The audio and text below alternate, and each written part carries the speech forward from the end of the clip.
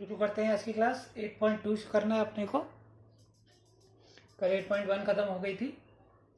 8.2 में हमारे पास कुछ चीज़ें आएंगी जो सामने लिख रखी है मैंने। Increasing, decreasing, strictly increasing, strictly decreasing, neither increasing nor decreasing. Increasing मतलब हमें सिद्ध करना होगा कि ये वर्धमान है। डिक्रीजिंग मतलब हमें सिद्ध करना होगा हासमान है। सेम स्ट्रिक्टली इंक्रीजिंग निरंतर वर्धमान, निरंतर हासमान, ना ही वर्धमान ना ही हासमान। ठीक है। एनसीईआरटी के अगर हिसाब से चलेंगे तो जो सीबीएसई बोर्ड वाले हैं उनमें हर क्वेश्चन में बिल्कुल क्लियर है कि स्ट्रिक्टली इंक्रीजिंग है या डिक्रीजिंग है। थोड़ा सा आरबीएसई की बुक्स में मेरे हिसाब से कहीं ना कहीं गड़बड़ है कि जहां स्ट्रिक्टली इंक्रीजिंग होना चाहिए वहां इंक्रीजिंग प्रूव करना है, जहां स्ट्रिक्टली डिक्रीजिंग होना चाहिए वहां भी डिक्रीजिंग है। तो कोई बात नहीं, हमसे जैसा क्वेश्चन में कहेगा हम उसको वैसा ही प्रूफ दिखा देंगे। ये बात ध्यान रखेंगे, ठीक है। कि अगर वो हमसे कहता है इंक्रीजिंग दिखाइए तो हम उसको इंक्रीजिंग ही दिखाएंगे, उसको जबरदस्ती हम स्ट्रिक्टली इंक्रीजिंग नहीं प्रूव करेंगे। ठीक, काम बहुत ईजी है। इंक्रीजिंग हमें किसी भी फलन का एक बार डिफरेंशिएशन करना है। अगर वो फलन हमें पॉजिटिव मिल गया, ठीक है, यानी कि जो भी आंसर आए वो धनात्मक आए, 0 से बड़ा जो होता है वो सारा धनात्मक होता है। और अगर वो ऋणात्मक आया तो उसको हम डिक्रीजिंग बोल देंगे। ठीक है, वैसे ये दोनों होते हैं तो उन्होंने यहां दे रखा है तो मैंने यही चीज लिख दी। इसके लिए भी यही होती है, लेकिन फर्क केवल इक्वल टू साइन का होता है। कोई बात नहीं, अभी हम इसको नहीं कर रहे। तो increasing F dash X equal to 0 हो गया और decreasing F dash X less than 0 हो गया। और अगर ये प्रूव करना है तो अगर ये आ गया तो हो जाएगा ना ही वर्धमान ना ही हासमान। मतलब कि अगर कोई फलन हमें ऐसा मिल जाए कि जहां एफ डैश एक्स क्या आ जाए कि वो लेस देन भी आ जाए और ग्रेटर देन भी आ जाए। ठीक, अगर कोई फलन दोनों आ रहा है तो वो वर्धमान होगा और ना ही वर्धमान होगा ना ही हासमान होगा, यानी नाइदर इंक्रीजिंग नॉर डिक्रीजिंग। ये ध्यान रखना है। अब क्वेश्चन करते हैं तो और थोड़ी बात समझ में आएगी। बस ये दो शर्तें ध्यान रखना है, अपने आप क्वेश्चन होते चलेंगे। ठीक है।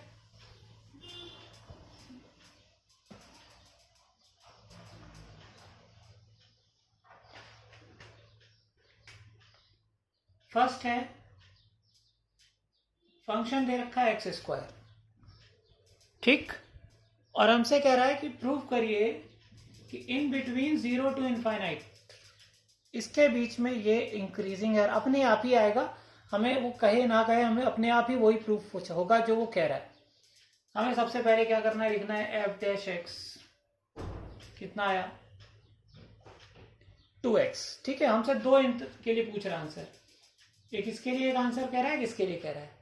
तो सबसे पहले हमने एफ डैश एक्स निकाल दिया और अब इसका पहला पार्ट करते हैं, यानी कि 0 टू इनफाइनाइट के लिए।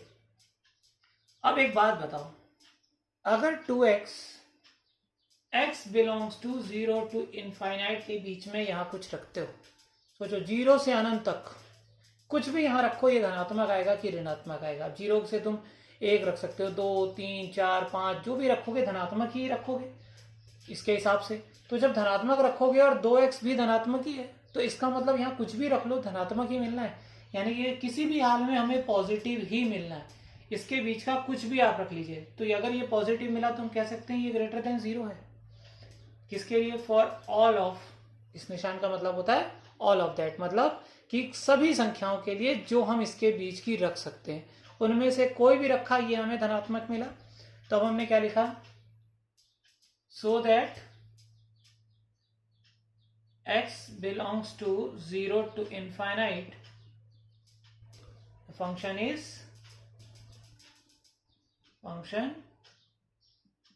fx is increasing function। ठीक है, मतलब अतः x belongs to 0 से अनंत में फलन क्या है, वर्धमान फलन है। इंक्रीजिंग मतलब वर्धमान हो गया। ठीक है, सेकंड करते हैं, ये फंक्शन है। ठीक है, सेकंड क्या है, सेकंड एफ डैश एक्स तो यही है क्योंकि इसी फलन के लिए पूछ रहा है, लेकिन इसके लिए तो हमने लिखा 2x। अब सोच के बताओ कि अगर हम माइनस अनंत से 0 से माइनस अनंत तक चलते हैं अगर, ठीक है, तो अगर इस तरफ से इस तरफ चलोगे तो सारी माइनस की संख्या रखोगे, -1, -2, -3, -4 कुछ भी रख सकते हो। तो जब यहाँ माइनस रखोगे, मान लो -1 रखी, तो -1 गुणा 2 क्या आया, -2 आया, यानी कि माइनस की चीज आई। इसका मतलब ये क्या आया, <0 आया। किसके लिए, इसके लिए। ठीक, तो अब तुमने क्या लिखा, सेम ये चीज, सो that x belongs to -∞ to 0, the function is decreasing function। ठीक है, हिंदी में क्या होगा, अतः x अगर पूरा अगर सही से लिखते हो तो अतः x बिलोंग्स टू -∞ से 0 में फलन f(x) क्या है, हासमान है। ठीक है, तो इसके दोनों पार्ट हो गए। और देखो आसान सा काम था, केवल अवकलन किया और जो अंतराल वो हमसे कह रहा है, हमने उस अंतराल के बीच की चीज, ये दोनों नहीं रखनी है, इनके बीच की कोई भी चीज यहाँ रख के चेक कर लिया कि ये धनात्मक आएगा या फिर ऋणात्मक आएगा। केवल आपको प्लस या माइनस देखना है, कितना आ रहा है उससे कोई फर्क नहीं पड़ता, केवल प्लस या माइनस। ठीक, सेकेंड क्वेश्चन करते हैं।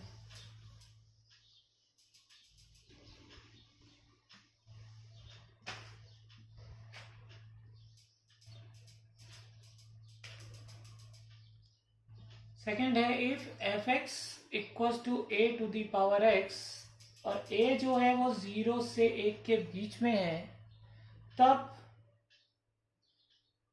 रियल नंबर्स के लिए ये क्या है, एक डिक्रीजिंग फंक्शन है। हमें ये प्रूफ करना है, यानी हासमान प्रूफ करना है हमें। ठीक है, देखते हैं। सबसे पहले मैंने क्या कहा, अगर इंक्रीजिंग डिक्रीजिंग की बात कर रहा है, सबसे पहले आप एक बार डिफरेंशिएशन कर दीजिए। हमने कर दिया, f'(x) आ गया a⁴x log a base e। ठीक है, अब बात समझना, अगर इस जगह पे हम बात करें a⁴x, दोनों चीजें मल्टीप्लाई में है तो मैं इसको और इसको प्रूफ कर रहा हूं। अगर a⁴x की बात करें तो ये हमेशा क्या आएगा, अगर घात में किसी के प्लस या माइनस रख दो तो वो वैल्यू हमेशा क्या आएगी, धनात्मक ही आएगी। मान लो मैंने तुमसे कहा कि भाई 2 की घात -1 रख दिया, तो भी तो क्या आया, 1/2 धनात्मक हो गई। अगर मैंने कहा 2 की घात 1 रखा तब तो वैसे ही धनात्मक है, तो ये तो हमेशा धनात्मक ही रहेगा। ठीक, क्योंकि a जो है वो ऋणात्मक नहीं है। देखो a क्या है, 0 से 1 के बीच में, तो a जब धनात्मक है तो ये तो धनात्मक ही आएगा। ठीक है, अब बात करते हैं इसकी, log a base e for all of x belongs to 0। आगे ध्यान रखना, when a is, केवल इस चीज की वजह से ये <0 हो रहा है। क्यों हो रहा है देखते हैं। देखो, अब पहली बात तो यहाँ x है ही नहीं। ठीक है, तो हमें यहाँ ये लाइन लिखने की चीज की जरूरत ही नहीं है, केवल इसके लिए बताना है ये ऋणात्मक आएगा या धनात्मक। अब सोचो, अगर मैं a की जगह इसके बीच का कोई मान रख दूं, 1/2 रख दिया, ठीक है, तो इसको लिख सकते हो log m/n के हिसाब से log 1 - log 2 लिख सकते हो। ठीक है, तुम चाहो तो यहां लिख सकते हो, फॉर एग्जाम्पल, उदाहरण के लिए, log 1 की वैल्यू 0 - log 2 कितना आ गया, माइनस में आ रहा है ना। लेकिन अगर यही log 2/1 होता तो ये पॉजिटिव आता, लेकिन तब ये शर्त नहीं होती, तब ये 1 से बड़ी हो जाती। हमसे कह रहा है 0 से बड़ा और 1 से छोटा, तभी तो हमने 1/2 लिया। अब 1/3 ले लीजिए, 1/5 ले लीजिए, 1/100 ले लीजिए, रहेगा तो 0 और 1 के बीच में ना, तो क्या आएगा हमेशा, माइनस का। तो अगर ये चीज माइनस की आ गई और ये पॉजिटिव की है, सोचो ये प्लस ये माइनस, तो अगर प्लस इंटू माइनस करोगे तो क्या आएगा, minus. So that f'(x) is क्या हुआ, <0, क्योंकि ये पॉजिटिव था ये नेगेटिव था। ठीक है, तो f'(x) क्या आ गया, <0। अब पता है आपको क्या लिखना है, क्या लिखना है, so that x belongs to R, function a⁴x is a decreasing function. ठीक है, अतः x बिलोंग्स टू R के लिए a की घात x का फलन क्या है, एक हासमान फलन है। आ गई बात समझ में।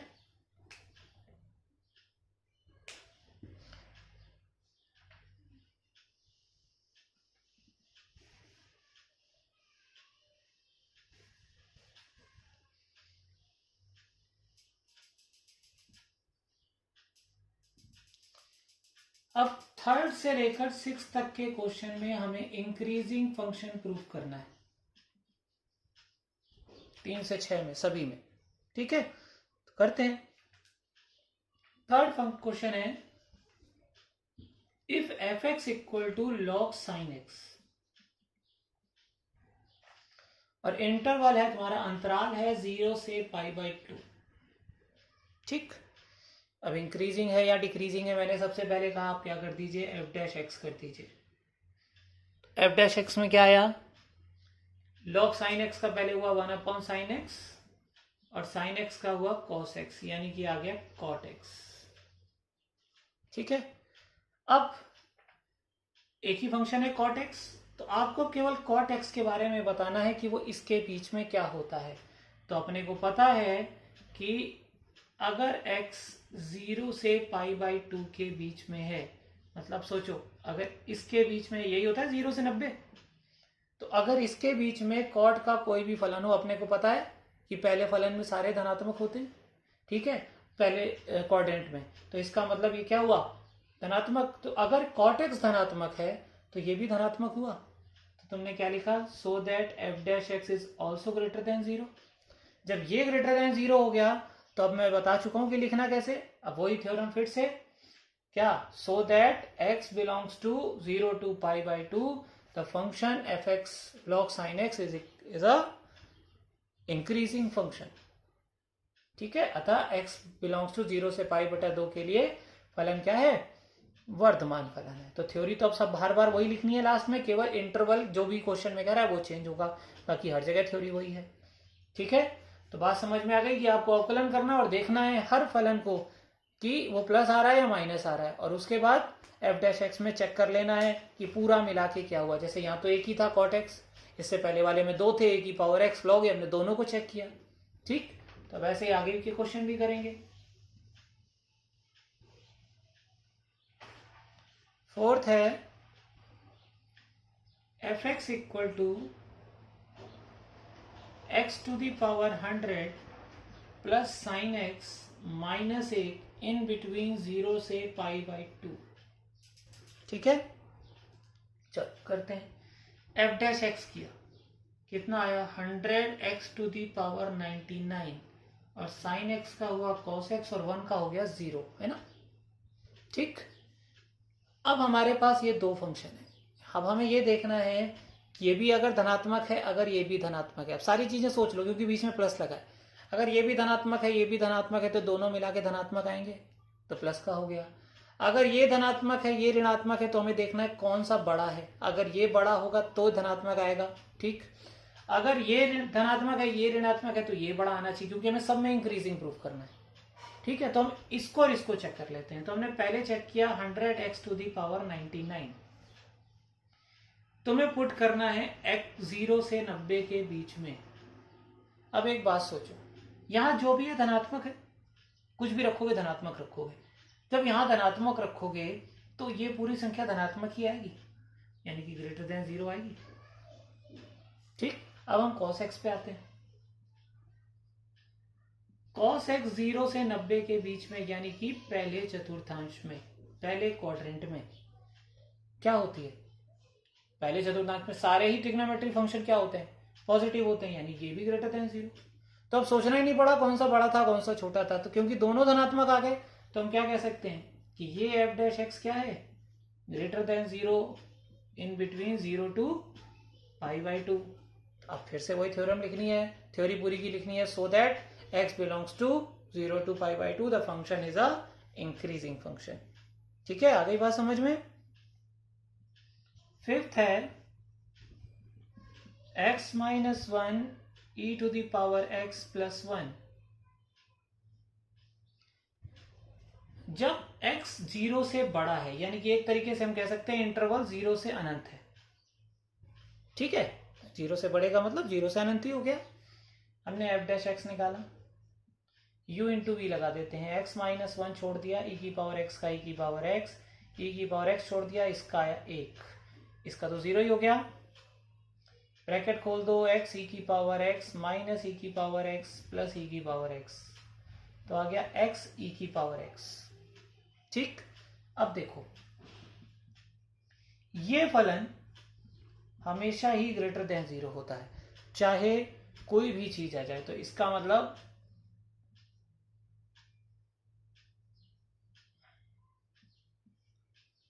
ठीक है। अब x की बात करते हैं।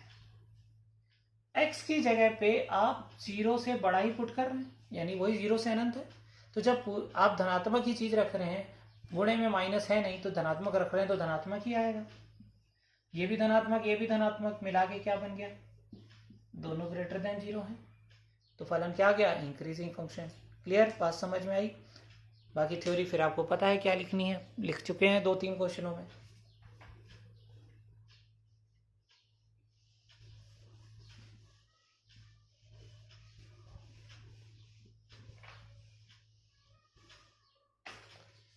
Sixth question, F x equal to है X cube minus 6x square plus 12x minus 1 when x belongs to real number. ठीक है, एक बात ध्यान रखना, अगर कभी भी पूरे रियल नंबर के लिए पूछ ले तो ठीक, हम जैसे कर रहे थे वैसे भी कर सकते हैं, लेकिन एक तरीका और कई क्वेश्चनों में पुट हो जाता है। अभी करेंगे तो देखो समझ में आएगा। इतना तो समझ में आ रहा है, डिफरेंशिएशन करना ही करना है। तो किया 3x स्क्वायर माइनस का 12x प्लस 12। ठीक है, अब यहां पर हम x की सारी वैल्यूज पुट करके ढूंढे, आसान काम नहीं है। तो एक काम करते हैं, हमने 3 को कॉमन किया, क्या बचा, सो करने के बाद कुछ समझ में आएगा। ये बन गया a माइनस बी का होल स्क्वायर। देखो, a square plus b square minus 2ab। अब सोचो, अगर ये होल स्क्वायर बन गया तो अगर x की जगह आप कुछ भी रख दें, चाहे पॉजिटिव चाहे निगेटिव, अगर आपने निगेटिव रखा तो भी होल स्क्वायर है, घूम के प्लस आ जाएगा। अगर आपने पॉजिटिव रखा तो भी स्क्वायर है, घूम के प्लस आ जाएगा। बाहर प्लस ही है, तो ये चीज तो प्लस की आनी है, तो ये फंक्शन क्या होगा हमेशा।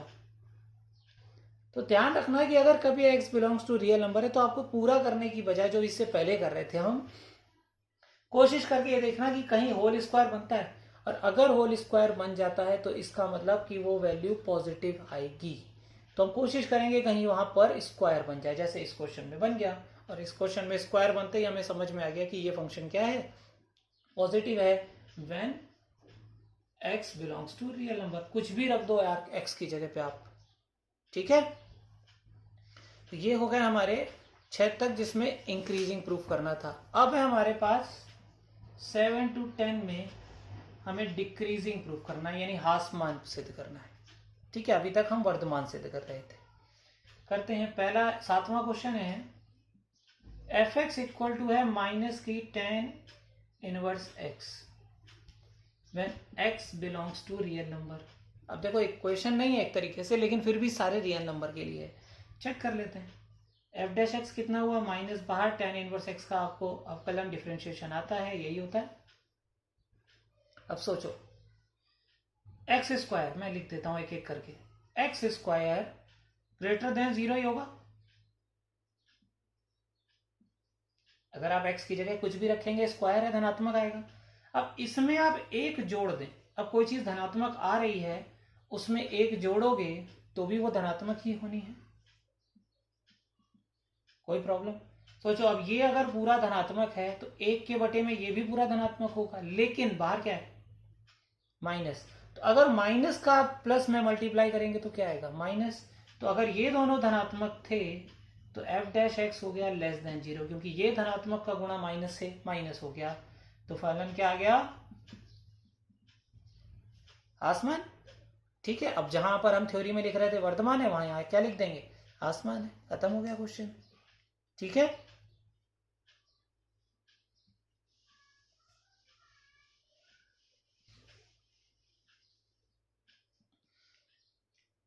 एट्थ है, f x equal to sine to the power 4x plus cos to the power 4x when the x belongs to